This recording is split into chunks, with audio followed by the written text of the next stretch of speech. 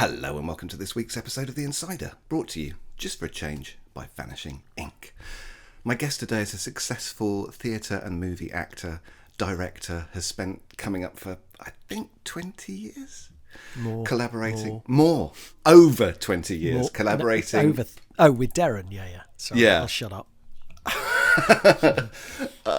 Over 20 years, collaborating, writing and directing Darren Brown's television and theatre work. He broke someone's nose in a séance. It's Andy Nyman. Andy, how are you this afternoon? Oh, that's very good. I'm good, thank you. How are you? I'm delightful, thank you. What's your magic origin story? You've got 26 seconds. Magic origin story is I've always been a little bit embarrassed by my little stubby hands. So I always loved sort of mimey things when I was a kid. I had an uncle, my Uncle Harold, who did a brilliant magic trick that he would do for like 15 years or something. Every time I went to his house, he bought me a magic set when I was a kid, which I never really did much of, but loved the design and the feel of the things.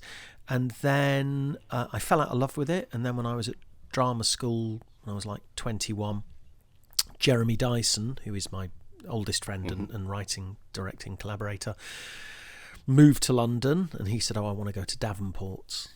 Come with me. And I was like, I don't want to do that. I'm 21. I haven't done magic since I was a baby. We walked into the shop and it was like instant addiction. Just came flooding back. So that was it. So that's, 30, the best part of 35 years ago of obsession with it.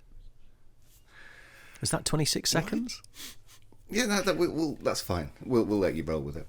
Why do you think mentalism makes such an impact on an audience? Why is it the only branch of magic that people find themselves willing to believe? Well, I mean, what's amazing, Damien, is you asked that question. When I started doing mentalism, that was not the case. It was not in vogue. It was old-fashioned. The perception was it was old-fashioned. It was cobwebby. It was arch. It was daft. No, nobody did it. There was me. Graham Jolly was the master. Still sort of is. He's phenomenal. There was me and Mark Paul here, who were working at Marvin's at the same time, and both got into it. And Mark is a brilliant magician, Mark, and a brilliant mentalist, and has continued to make his living that way. That was it. There was Max in America. No one did it. I loved it. I stumbled into it because it was such a sort of naked form of magic, in so much that as an actor it felt like, whilst I love props and all that stuff, there weren't props, and it felt to me like it was really exciting. And what's amazing is, of course, here we are 25 years after that happening, and it is, it's, as you say, the most powerful form of magic. I think that's the thing that for me was always really interesting, and that was sort of the appeal, was it was the only branch of magic, to my mind, that left a genuine question mark for an audience. No matter how you did it, if there was comedy in it, whatever, it didn't matter. There was a power that they know when you take that sponge ball and it goes from their hand and appears in theirs. As phenomenal as that trick is, they know something's happened. They know something's happened when you saw the woman in half. They know something's happened when the motorbike vanishes. But if they like you and they like the performance and that they're entertained, they go along with it. They're complicit in that game. That is not the case with mentalism. With mentalism, your audience is left thinking, hang on, how? And that can be the most rudimentary mentalism to the most sophisticated. It's a really amazing thing. It's a really amazing branch of magic. It totally is. But you also clearly love magic. At Blackpool 2 years ago, I filmed your reaction when you saw Switch 1, and you reacted like a kid, even after all of your experience and understanding of the craft. So how often does that happen to you, to get that kid feeling? As often as I can. Excited. I mean, as often as I can. I'm looking around my study at the moment, and it is like, a kid's study. And the thing is, myself and Preston, my son, who feels the same way about magic, we started this convention last year, the London Magic Convention. And part and parcel of that, of the drive to do that, was the past 18 months have obviously been very difficult and very grim for everybody, particularly grim for people who make their living in show business. But within the British magic scene, it has been brutal in terms of the bullshit that's been going on in the magic circle, all the backstabbing online, all the politics of it all. It's been absolutely wretched, and it feels like it was destroying that community. Truly, I mean, that's not an exaggeration to say that. You were watching, I'm not on Facebook, but Preston is, and I would hear stories, and I was involved in other ways, but you were seeing, certainly in London, that magic community being so toxified that it was really, I didn't know that it would survive. And one of the things that Preston and I wanted to do was to have a convention that was just fun, that just reminded people that we love this shit. We love that. I do magic, because I love it. I barely perform it, but I just love being surrounded by it and surrounded by the people of it and looking at the toys and looking at the things and learning a bit of brilliant new thinking. And we wanted to just try and reinvigorate and reinfuse and remind people of, just forget all of that crap and remember that's why we do it.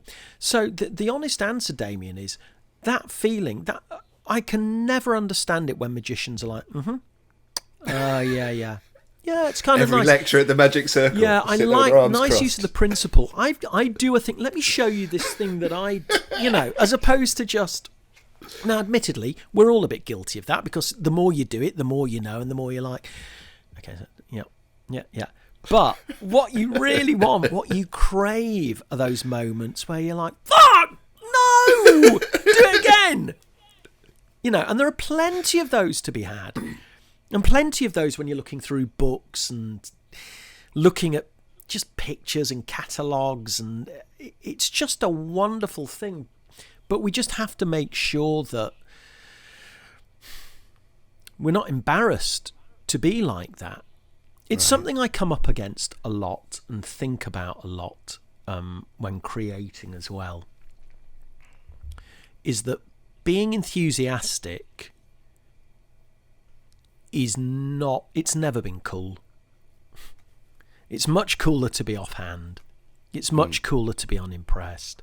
It's much cooler to be low investment.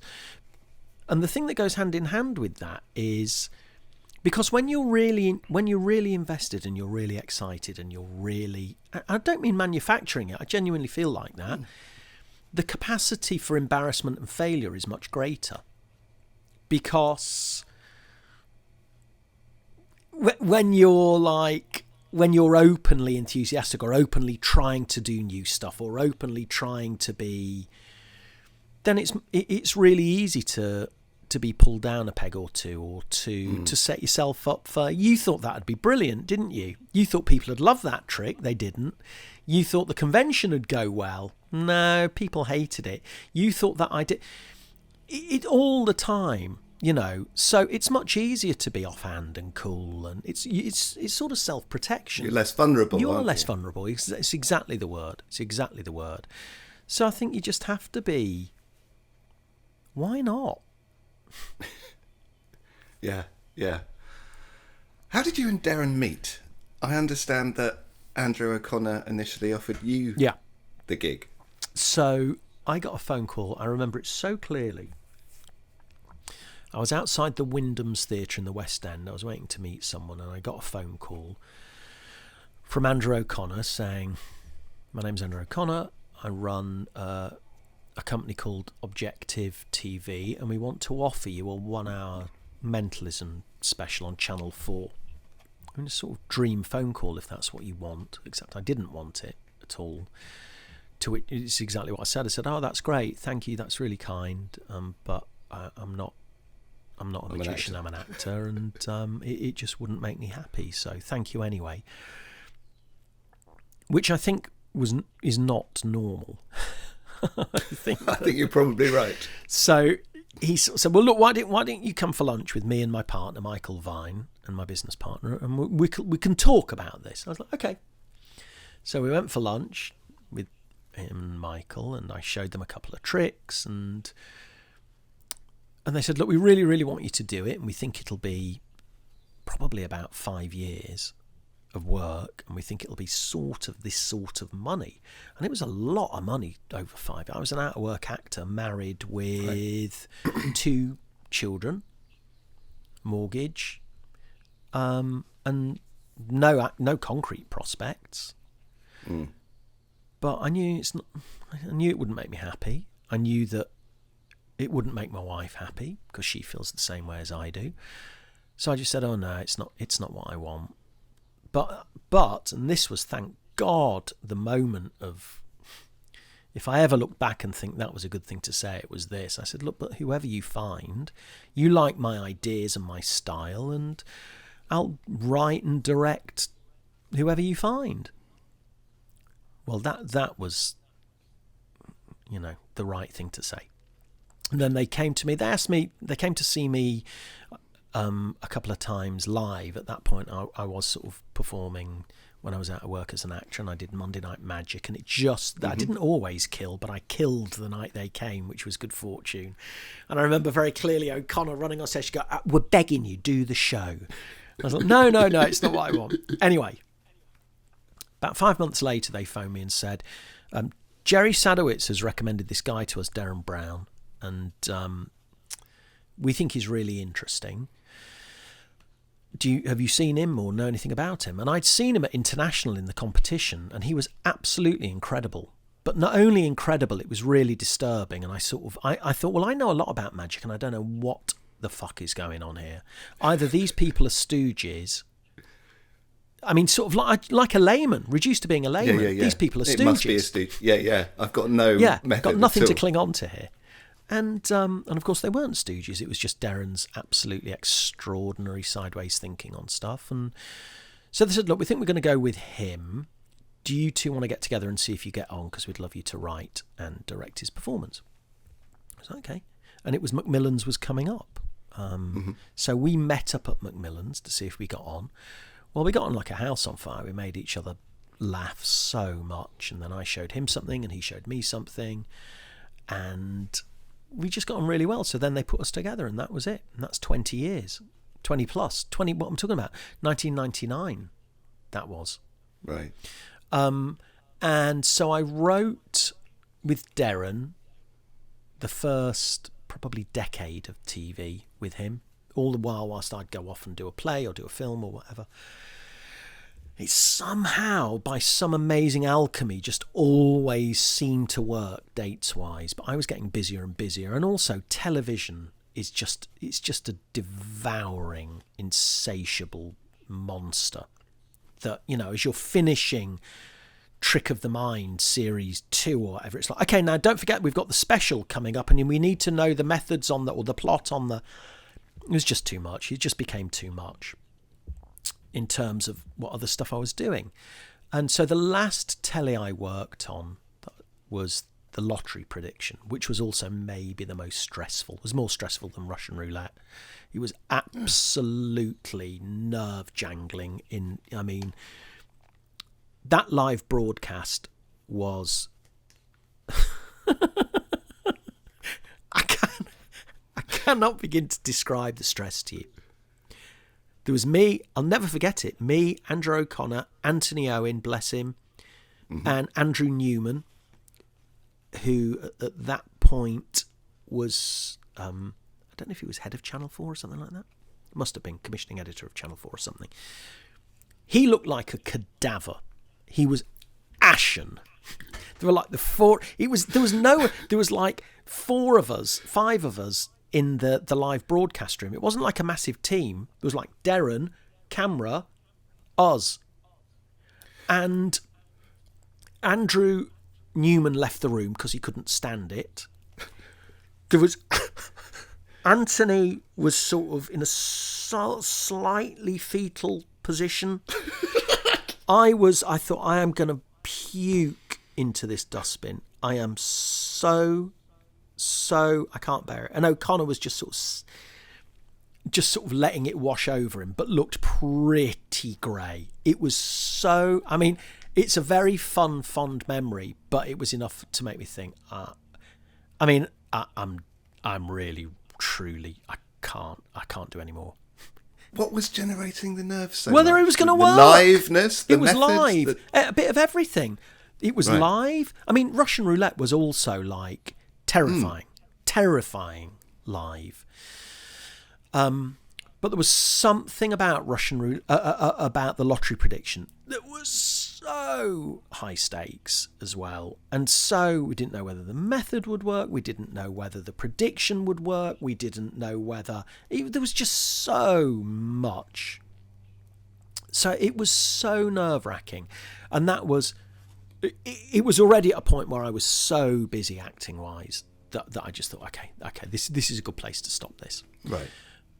And then I've just continued doing the theatre now. The theatre's the only thing that I do with Darren, and it's wonderful. And now it's Darren and Andrew. The 3 of us have done the past 2 shows or something like that, 3 shows maybe. And that's a really blissful collaboration. Oh no, it's an astonishing collaboration. What's the difference between a theatre show and a magic show? You mean a theatre show as an actor, or a theatre show? No. Like for because it seems that the work that you do with Darren on stage is more theatrical than a lot of other magic shows. So, what's the difference between a theatrical magic show and a magic show? That's a good question. Well, I remember very clearly when Andrew and Michael said, "Look, we want to do a stage show." Mind Control Live. We'd like you to direct it if you want to do that. And the very first show, Peter Clifford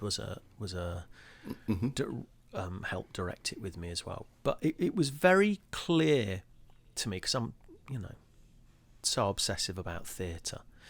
It was very important to me that if we were going to do that, it should never ever feel like a magician doing a magic show. It should always be what you're giving that audience is a piece of theatre. You take them on a journey, and the show, it's a show that goes somewhere. So within those 6 tricks that you end up doing throughout the night, there's something that threads them together, and there's something that, what do you want to say? What do we want to say? What do we think about the way the world is at the moment? One of the things that I think is so special about Showman, the new show, and where I'm very proud of our work, but in particular Darren, actually, it's amazing seeing this show, seeing Darren perform this show, because what you're seeing is the work of a man is in his middle age, and it's written by 3 middle-aged men, which kills me to say that sentence, because I think of myself as, well, I can't say 26 anymore because my kids are 27 and 24, but I think of myself as a young, vibrant man with achy knees. But we are 3 middle-aged men, and what, to me, I'm very proud of and very excited about in this show, which I think is our best stage show, is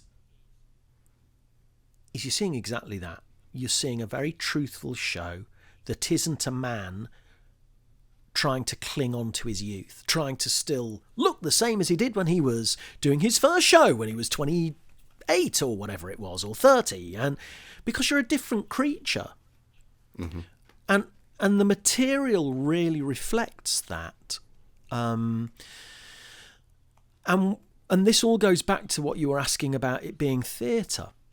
It's always been important to myself and Darren and Andrew, as it is with myself and Jeremy when we're writing, that you've got something to say.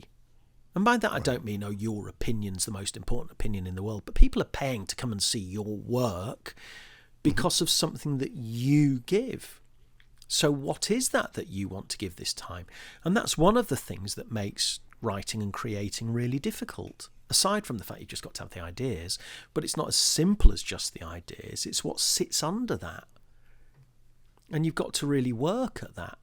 But Darren is, I don't think people do underestimate, but I just, very often people talk about, well, and I'll hear sort of, and he's the brains behind it, or he's the man who.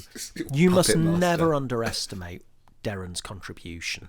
I mean, there's no question we are a very good collaboration. Myself and Darren, we're a very good yin and yang, and Andrew is also part and parcel of that, and he's phenomenal. But Darren is incredible. He's an incredible thinker. He's a brilliant writer.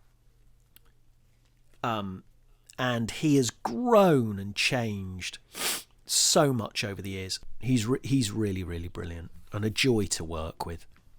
So, yeah.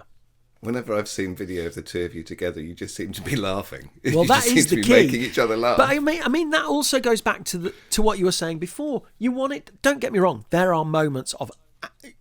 There are hours of agonising silence, whilst you are trying to work it out, and walking home feeling like, oh fucking hell, why are we doing another?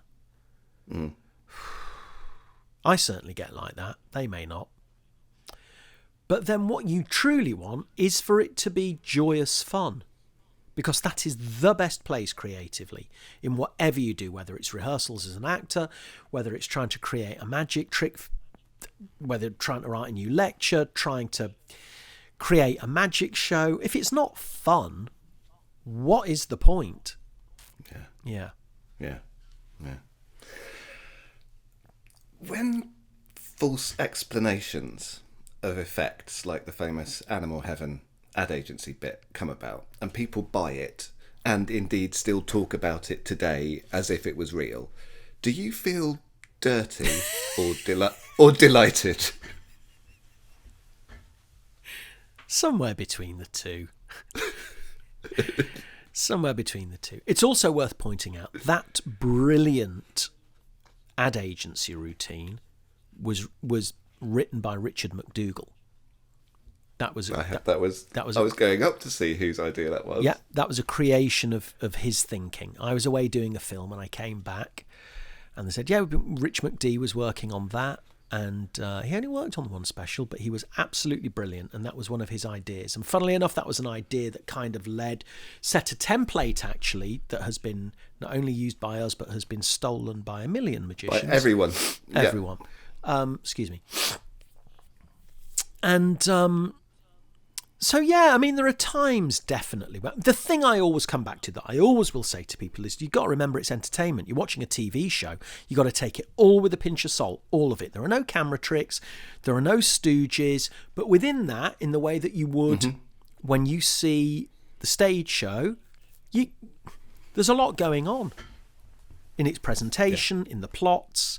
One of the things that I love about Darren, and when I say Darren, I mean the Darren brand, that what has become, his sort of canon of work, is that I love the fact very often you'll go and see a show, and when something feels and looks like it's just hypnosis, it'll be, 5 solid magic methods going on. And sometimes when you think, that's a solid magic method, it'll be hypnosis, or it'll be this, or it'll be that. There's such a merging of the worlds that we use that are at our disposal. So I don't feel dirty really about it. I mean, I just sort of nod and, oh, wow, yeah, no, that's, yeah. Yeah, I mean, obviously, remember, it's a TV show. So, but yeah, I'm glad you loved it.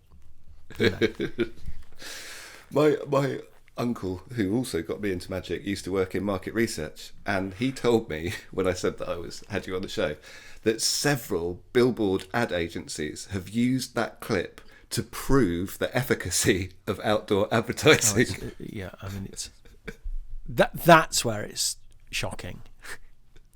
When I'll go to, we're doing this big new movie, and we'd love to talk to you about subliminally affecting the audience to create a, and then you're in a slightly, because what you don't want to say is, what are you talking about? Cheated. Grow up. So what do you say? Well, there's a balance, isn't there, actually? There's a really interesting thing, because when we're making the film of ghost stories, you can absolutely use sounds that are unsettling an audience without them knowing. That is sort of in a subliminal way. So you can talk about the things that are legit. You can talk about, there are the subliminal flashes in The Exorcist that are truly unsettling and powerful, that go by sort of registered but unregistered. But in terms of, can you take a terribly written film and make it really effective by using subliminals? The answer is no. Can you take a really well-written thing and maybe make it a bit more powerful using this, that, or the other? Yeah, maybe, but just probably write it well first. Oh, yeah. Talking of ghost stories, when I saw it in the theatre, I don't remember being more scared in my life. And it haunted me for months after. About 3 months afterwards, I was driving in Devon down a little twickly-twackly lane, and my heart started palpitating months after I saw the play. How does it, and I know I'm not on my own, but how does it feel to create something that resonates and stays with people that long? Thrilling beyond words is the honest answer. I mean, it's absolutely the most amazing thing. It's the most amazing thing. It's taken me a long time as well to accept that is also the case with the Derren stuff, because of my acting, and I've always been very linear about, I'm an actor and the magic is I've always kept them very separate. I've always had a slightly uncomfortable relationship with magic. So if in the lovely occasions when people say, oh, I'm a big fan of your work, I don't feel happy until I hear what it is. And that, up until a few years ago, if they said, oh, my son, or we love Derren and we love I always, not anymore, I certainly used to sort of die a little death, because I think, oh, bloody hell, why don't they say they saw me in that and they liked that, And then I sort of did some proper thinking and had a real talk to myself about, if you can create anything that resonates in any way with people as an artist, and I don't mean artist in a highfalutin way, I just mean as someone who's worked in the arts, if you can create something that people love on any level, that is a truly amazing thing. But ghost stories, yeah, it is incredibly wonderful and exciting to hear that, because it's also tied up with, Jeremy's been my best friend since I was 15. Yeah. I mean, it's a culmination of actually not the culmination, the beginning of so many projects and things.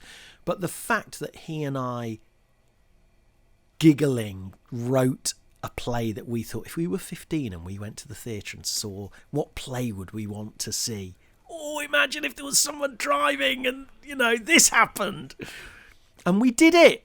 And people love it. And it's still going on and still having meetings 12 years later. The thing is, fingers crossed, potentially about to come back to theatres again. And the film people love. And so it's just so exciting to hear that, Damien. I love that.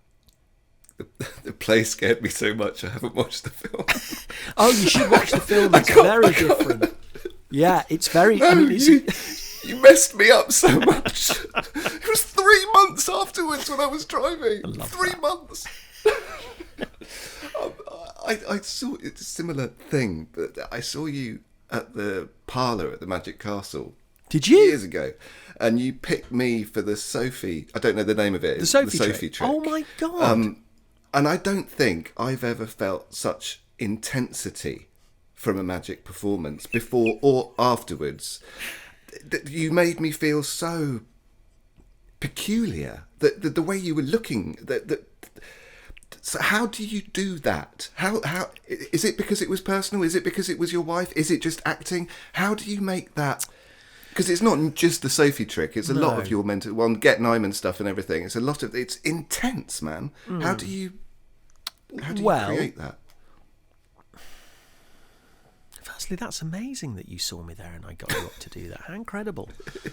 Well, there's a few, there's a lot in that question, I think. And the Sophie trick is a really useful example of it. It's a very extreme example of it, perhaps.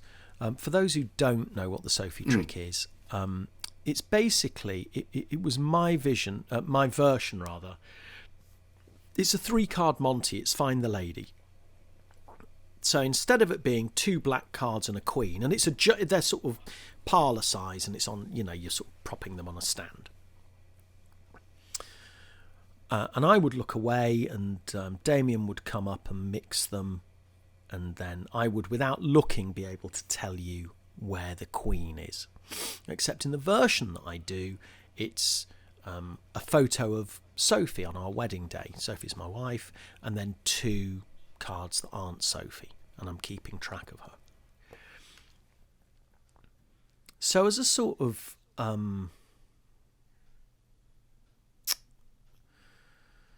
what's the word I'm looking for? I mean, it's kind of a perfect example of everything that I try to think about. With the first thing is, I did not invent the methodology or the trick. It's an old trick that I kind of changed the cards and the routine, basically. So I took a Find the Lady and I made it about my wife.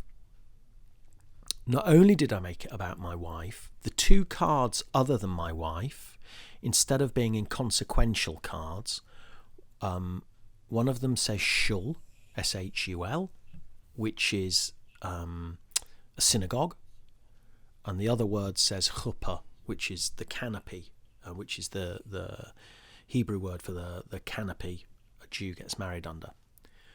So the presentation is now about me, a Jewish man, talking openly about his religion, showing you a photo of his wife on his wedding day, connecting that to we were married in a shul under a chuppah, and then talking openly about I love her so much, my wife, that I kind of feel very connected to her and can tell you, sometimes I can tell you where she is. Well, that is a number one, a completely different plot from 2 are black, here's the queen, mix them up, where she goes, what are you going to bet? A $5, a $10, let's have a look. No, you lose, I do it again, take a look, this time we're just going to do... Which is just a sort of smooth, there's no drama to it really. The only drama is, you're a schmuck, I'm a winner. Mm-hmm. Whereas in revealing true stuff about yourself, your audience understands that there's something true going on. Not only that, not only are you talking about true things, but I like talking about true things that are a little bit uncomfortable, because it puts your audience a little bit at edge. Well, that's great, because it means they don't know where it's going. It means there's great opportunity when things are a little bit tense. There's great opportunity to find good gags in there and alleviate the tension with laughter. And also it means the work that you are doing is not like anybody else's. There's nothing to compare that trick to. Well, all it is a Find the Lady that I thought, how can I do that that's a bit more interesting? In terms of the intensity, funnily enough, I think, Damien, it goes back to what I was talking about before, which is this notion of you've got to be vulnerable and you've got to commit to things. And I'm going to commit to saying out loud in front of everybody, I love my wife, Sophie. This is her. I'm showing you a personal photo. This is her on our wedding day. This is her in a wedding dress. I love her. I loved her then. I love her now. and you're risking. I mean, I did it a few times in England. And I got to tell you, it's one thing doing that routine in LA, where there are a lot of Jewish people, and in America, not in all of America, but New York, LA, lots of Jewish people. And not only that, even if they're not present in the room, Jewish culture is very much absorbed within that world. That is not the case in Europe. That is not the case in England. So to stand in a corporate and go, the routine starts by taking out a card, turning it round, shul. Not as many as you would have said. Shul. To a man like me, a Jew, shul means everything. It's the synagogue. It's where a house of worship. Next one comes out, chuppah. Not as many of you would have pronounced it, chuppah. Now, to most of you in this room, this word means nothing, but to someone like me, a Jew. Fucking hell! I can't tell you. Standing up in Rotherham or wherever I was, and beforehand I was thinking, am I going to do that routine tonight? Because this is a weird, rowdy audience, and this is not comfortable. And I did it, and it was really uncomfortable, really uncomfortable. But it's quite exciting to do tricks that keep you on edge as well. Sure. In terms of the intensity, that is also about, of course it is, part of it is the acting, and I like that. The power of silence is something that magicians don't really use properly. Scared of it, I think, often. And it's a really powerful tool, because what you tend to see is the pattern, the this and the that, and the da-da-da-da-da-da-da-da. And then da-da-da-da-da, and it's gone over there, and let's have a look. Oh, it's Gare, thank you so much. Let's do it again. Because over here, if I take the glass and I put it there, this one goes in there like that, and now, cling, cling. Now, there's just no taking a moment and letting it happen. So when you see someone who kind of does that, maybe in a slightly different way, like Shim Lim or whoever, when you saw that act on Foolers for the first time, the commitment is like, whoa, and the silence and the smoke and the this and the that, it's just so exciting, it's thrilling. But also I think that intensity also comes from, there's a word I came up with years and years ago, which is faux, which is faux, F-A-U-X, as in pretend, fake, the French for it, and cess, as in, so it's process, but it's faux, the fake process. So when you're doing a trick, it's knowing what the faux is, and it's something we talk about all the time in the Darren room, But it applies across the board. When you take that sponge ball and you put it in your hand, what's the process now? What's happening? What happens to that sponge ball that makes it go from here to there? Or when you turn over the top card and now you tap it on the glass and turn it over and it's changed, what has happened? And I don't mean that every routine has to be this like big, dramatic, huge pauses, but it's worth just asking the question magically, what are my powers? What is supposed to happen? And if your answer is, I don't know, I don't really care, I just want to do a few good tricks, that's completely valid. But you might also just discover, that's quite a surprise, that's actually quite a good answer. That maybe it's that. Maybe I need to do that or make them say that before that happens, or this or that. Or even, most people, their version of process is I wave my hand or snap of the fingers, Whoa. and you don't even go as far as, when I snap my fingers, what happens? Because it's a different trick if you go, okay, here's a coin, that goes in my hand, snap my fingers, it's gone. Is completely different to, I'm going to take the coin, I'm going to put it in my hand. I'm telling you what's going to happen now. It's still there, by the way.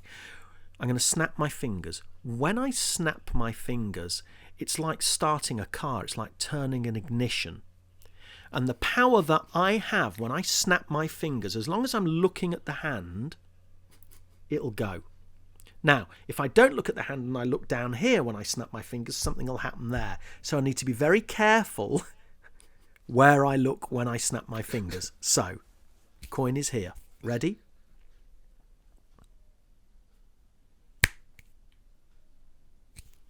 Gone. It's a completely different trick. And all I've done, that's just the first thing off the top of my head, but by simply asking the question, what happens when I snap my fingers, changes how you do your magic. And it's not the fault of people, because most of us get into this as a sort of lovely hobby that we love, and all we do is we read the instructions, or we watch the presentation, and then we copy exactly that, and that's fine. That's how I do most of my stuff. But when you start just doing a little bit of work, it's amazing how it can transform. It's transformative. Absolutely. I'm going to mention a German theatre practitioner, and probably a lot of listeners to the show won't be awfully familiar. But there was this bloke called Brecht, and he, at the time he was... This is not for you, this is for everyone else. At the time, it was known as culinary theatre. So the middle and upper classes would go out and they'd leave a play feeling satisfied, like they'd had a nice meal. But Brecht wanted people to feel something. And did that thinking have impact on your work? Because there's that fear from ghost stories, there's that intensity in the Sophie trick. Is that something that you strive for, to make people feel something? Oh, I think you have to. I think that's what you have to aim for. Whether you achieve it or not is a different thing, but you have to aim for that. I have a real weight on my shoulders that when an audience comes to see something that you've created, and this is truer now than it's probably been since the Great Depression, money is tight. For people to commit to spending money to come and see a Derren show, to come and see a play I've written, to buy The Moment, my new trick from Penguin, to do anything that is associated with my name, I feel a responsibility profoundly that they get more than their money's worth. That they are over-delivered as a thank you for spending your genuinely hard-earned 25 quid, 50 quid, 100 quid, whatever it is, that you get more than you paid for. I think it's so important. And part of that is, if I can make people feel something, it's fantastic. It's part of the escape, which is why they're there. It's also really good business, because they associate you with more than just bland stuff. So that means they'll come back and see the next thing you do. But you can only make people feel something by risking something, which goes all the way back to the first thing you asked. That sense of commitment, that sense of fear of failure, that sense of being vulnerable, and just because you're not going to get into people's hearts, and I don't mean that in a schmaltzy way, but just in terms of moving them. The movement can be scaring them, making them laugh, making them cry, all of those things, whatever it is. You cannot move them unless you've risked failing moving them. And you have to be brave to do that, because there will be some people who go out. I've sat in the audience of ghost stories. Thank God, overwhelmingly people love it. But I've heard people say, "That's fucking rubbish, wasn't it?" Didn't like that. there was a production of it in Toronto that didn't really work very well, although, I've heard people who saw it there and liked it. But we saw it, the first preview was a disaster. And there were a couple behind us. Me and Jeremy almost called our film company this. There was a couple behind us, or 3 people. And as it ended, one of them turned to the other and went, well, it was Steve's choice. We almost called our film company Steve's Choice Films. Bloody Steve. Yeah. So you can't please everybody, but that's the intent. You want people to just feel something. Okay, so in your first book, The Golden Rules of Acting, you said, I'm going to look at my words here, when auditioning, rehearsing, or in a performance, take a risk. The worst that can happen is that you get embarrassed, you won't die. So can you give, that's still the theme going through this interview, but how can people apply that to magic and mentalism? How can somebody take a risk doing a card trick? That's a good question.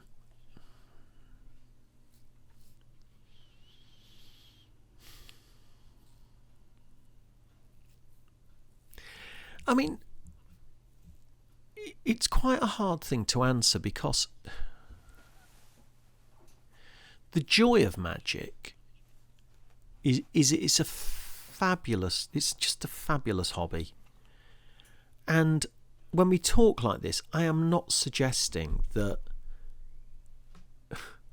when you pull out a pack of cards or the new packet trick you've bought, that you have to come up with some extraordinary, you rip up the instructions, their presentation, and come up with some unbelievably heartfelt, teary presentation.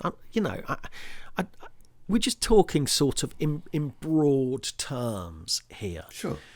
And I think that the risk that you should try and encourage yourself to take is to think what will make your magic, Damien, unique to you. And the things that make it unique to you are unique to who you are, where you were born, what happened in your upbringing. Being honest about that. What happened in your life? How did you feel if one of your parents or both of your parents have passed away? What was that like? What's the worst moment of your life? What's the best moment of your life? What grade guitar did you get to? What was it like when you started learning it? What do you feel like now? How many times did you nearly give up? What's your favourite food? This is how I'll start with people when people come to me to work on their stuff is, who are you? That's how you start. Who are you? Because I cannot recreate who you are. You can't recreate who I am. And that's how you make things personal. The personal choices. That's how you do it. They're the risks. That's how you risk things, is by being vulnerable and opening yourself up and talking about. But again, you don't have to do any of that. You can just do a really good trick. And that's also absolutely fine. It's really important that people don't misinterpret this conversation and think, because it's not like I do this on every single trick that I do. I don't. Very often you just want to do a good, I'll show you something, and you do a good trick. Yeah. But in terms of how you work in that deeper way and how you do that, that's how you do it. That's how you do it. It is talk about to dig in and look at who you are. What were you like at school? Who was your favourite teacher? Who was the teacher you hated? What were your reports like? The minute you start talking about that, what do you like for breakfast? Do you have the same breakfast every day? What's your best breakfast? Do you skip breakfast? Are you one of those people who...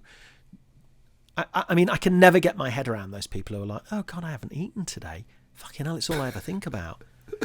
Literally wake up thinking about breakfast and what I'm going to make for lunch, and whilst I'm getting breakfast ready I think, supper tonight, I know what we could... And also the other universal thing that's so important is the more micro honest you are about your oddnesses and your personality, the more you will touch people. The more specific you are, the more universal it is. And that's a massive thing to get your head around. Is you think, well, nobody's going to do that when they're in the toilet apart from me. That's why comedians, you go and see the most popular comics in the land, whether you like them or not, Michael McIntyre or whoever, and their observational comedy is all things they do that they're just talking about, that you go, that's me! I do that, you do that, That's what it is. Except magic, somehow, we don't do any of that, apart from the few really good people who do it. Most magic is I just do the trick. I explain what I'm doing as I do it. That's what most magic presentations are. So do you think that's down to laziness, down to a lack of thinking, down to bad mentoring? Why is it like that, do you think? I don't... I think if we're honest, most people who do magic, again, we're talking in broad terms, but I would say sure. Certainly 90%, if not 95% of people who do magic are male. Of that, probably 50% are either on the spectrum somewhere, or are a little bit solitary. So there are certain patterns that go within all that, which means you don't have a terribly great outside eye on yourself. Not only that, even the ones who are working pros don't tend to have directors or people who look at their work with an outside eye and can give genuine constructive ways of thinking, or even within friendship groups. Really, it's hard to take criticism. It's hard, and it's hard to be critiqued, and it's hard to understand how to improve. So none of it's necessarily all about laziness or failing or bad education or any of those things. It's just sort of the nature of the hobby of it, really. And most of the joy, unless you're out there doing tricks for people, it's amazing how many people are, if you go to Blackpool and there's 5,000 magicians there, there's probably only 800 people who actually go out and work. That means there's, 4,000 plus people who are at their happiest, chatting with their six mates, showing each other the shit that they've just bought that's going into the back of a drawer that they'll look at on the train home and then stick on Magic Week to sell a year later. And what the hell did I buy? That was 120 quid. But that's part of, we all do the same. And that's part of the joy of it, So most of us don't really need to improve or come up with other better ways. And also, let's not forget, it can be intimidating, when you see Josh bringing out a new trick, he's highly polished, extraordinarily skilled. He seems to have everything covered perfectly.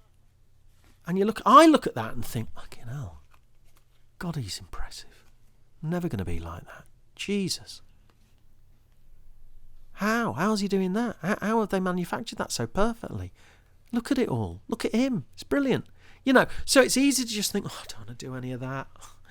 Don't want to do that. I just want to deal down, say stop, turn it over. Was that it? Which is also great. So there's a lot to... They're not easy answers, any of these. The best thing is, it's just great to talk about, isn't it? I just love it. Absolutely. But talking about that outside eye, as you said, probably the majority of people listening to this or watching it have never worked with a director. What does it bring? Oh my God, it's transformative. It's transformative. You can't... As long as it's the right person, And as long as they're doing Sure, it for the right sure. reasons, it's everything. I mean, I don't mean this in a big ego way at all. I think my skill base is quite unique in so much that I have a great magical knowledge and I have a great theatrical knowledge, and I create and I perform. That's not usual. You don't find a lot of... It's quite unusual to have someone who was offered the job of doing it not want to do it. So I can bring to bear all of those performance things, all of the magical knowledge, as well as the outside eye of a director. I don't think there are, that's different from a normal theatre director doing it, because... But the thing you have to understand, if you want a director to work with you, the thing you have to understand is you've just got to be open about methods. If you're putting on a magic show, whether that is just 6 tricks, and your act for the parlour, or your act for the magic circle, or your act for your local church hall, or whatever it is, and someone's coming to look at it, you could just tell them the methods. You've got to trust them enough to be able to say, can you see the thing on the back of the chair? Can you come and sit down here? Do we need to bring the lights down, or is the thread, can you see it glistening? It goes from here to here. Right. So you need to just look for that. Are you seeing that? No, but when you move your arm like that, I'm aware that there is something there. Brilliant. Okay. So can we do it on the other side? No, because that's in the way. All right. Also, it might be that trick that you're finishing with the trick you open with, why don't you finish with that? That's your best trick. Because this thing's quite good, or you could do that first and then that. There's just a million things it can be. It can also be, okay, can I be really honest with you? You look a bit fat in those trousers. Yeah. You should make sure you get a haircut before the show. Do this, do that. So it has to be, you have to trust them.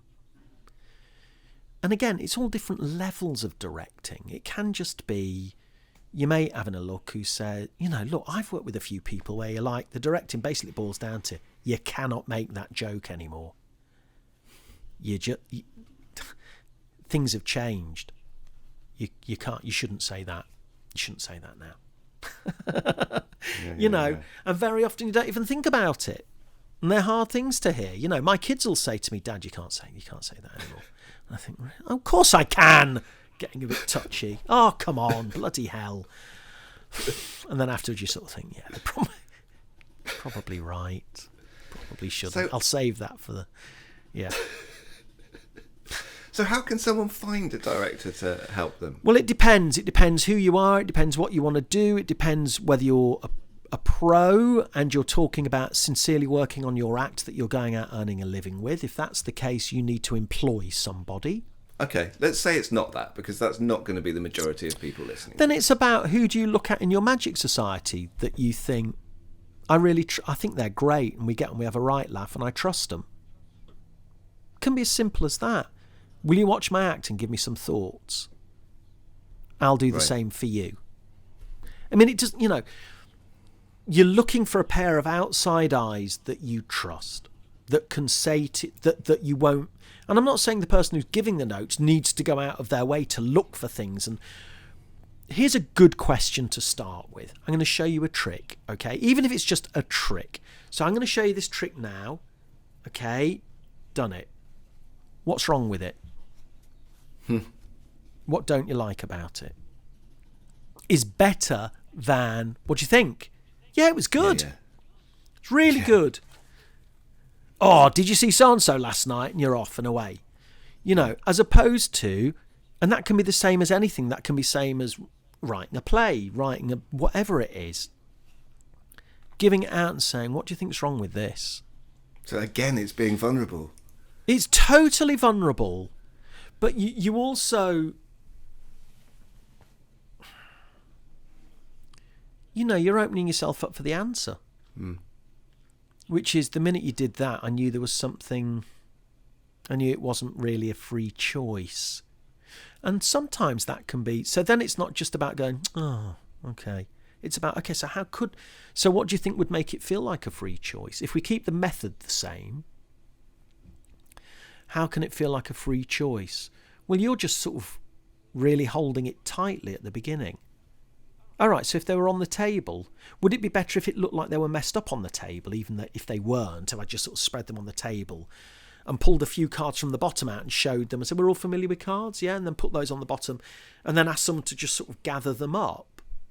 That'd be great. Suddenly it'd feel, oh yeah, okay, we could do that, couldn't we? So it's not that criticism's direct, it is direction. How do we get this? How can I help you get it to the direction it wants to be going? Yeah. So it's also not just about what you want from them. It's what you do when you get that information. It's a process. I think it can be quite difficult to receive that criticism when hard. somebody says, maybe not that you look fat in those trousers, but that you flashed there, or I didn't like the way that did this, or whatever.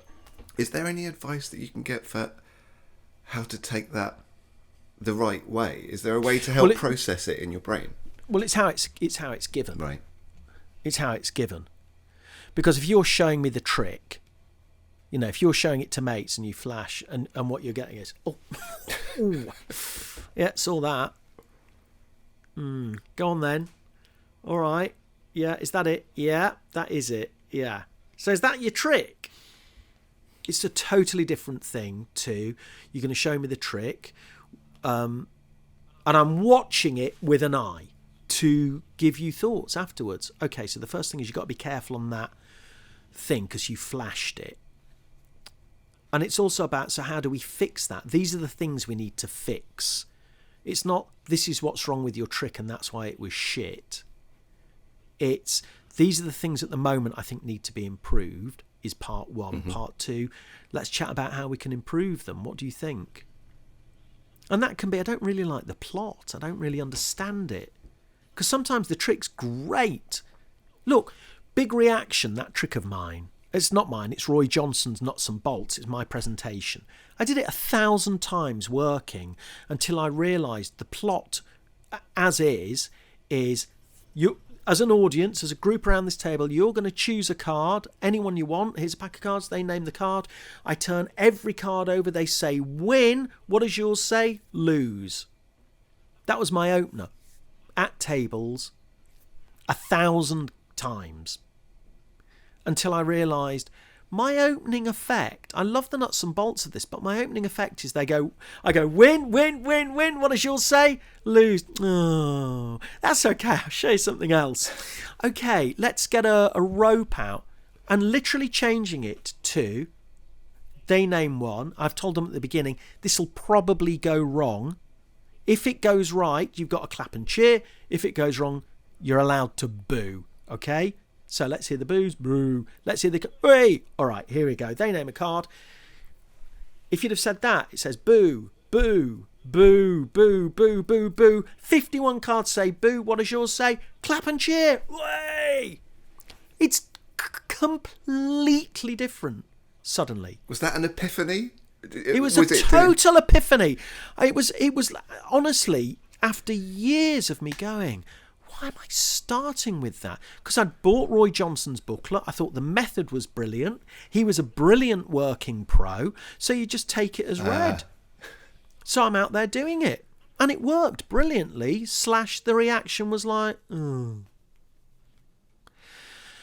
So in changing the words, the plot, suddenly it's like, so it's a completely different trick. Yeah. So that would have come out of, if you were doing it to me, so what do you think of this? And I might say, it's not a very good way to open, is it? I mean, the trick's really good. I don't know how you're doing it, but why do I have to lose? Could I win? Could all of them say lose and I win? That would be better, wouldn't it? Yeah, okay, that would be great. And then it turns into that. Then I just kind of went further with that and was thinking, I don't want to give away a prize every time. That means I've got to carry a prize with me all that. And then it became boo and clap and cheer. But, even that moment of, oh God, yeah, suppose they could say, they could all lose and they could win. That would be great. Got a prize here. What is the prize? Let's have a look. Oh my God, hang on. The prize is his watch, or the prize is the torn corner, or the prize is just a prize, but maybe you're setting something up. There's something written on the back of the bottle of champagne that's going to pay off later. Who knows? Andy Nyman, we're out of time, but we finished the show with 4 quick-fire questions. Are you ready? Yes, and I genuinely don't know what the questions are, which tells you I've never listened to this podcast. But you several times on Young's one, you said, I listen to this every week, I love it. So what's he got that I haven't got? Anyway. Well, look, as you say that and you tap your T-shirt, that gives me the prediction, doesn't it? That I knew you could. Did you know you were going to wear your shining T-shirt today? I did put it on because you were coming on the show. It wasn't because I made you, because No. I knew you like horror films, so... Yeah, okay. Anyway, there's my prediction. Oh, boom! So, go on. Yeah. I've got 55 blankets here of different horror films. Go on, yeah. Favourite pizza topping? Oh. I can't give you a quick fire answer to that. I'm obsessed with pizza and I make them. Okay. I make Neapolitan pizza. So it's 2. If I was buying a pizza, like a Domino's, tuna sweet corn. Okay. Otherwise, margarita. Plain. Classic. This is either going to be an incredibly easy or an impossible question for you. Favourite movie?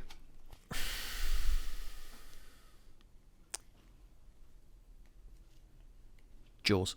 Favourite person or people that make music? Oh, that make music. Wow.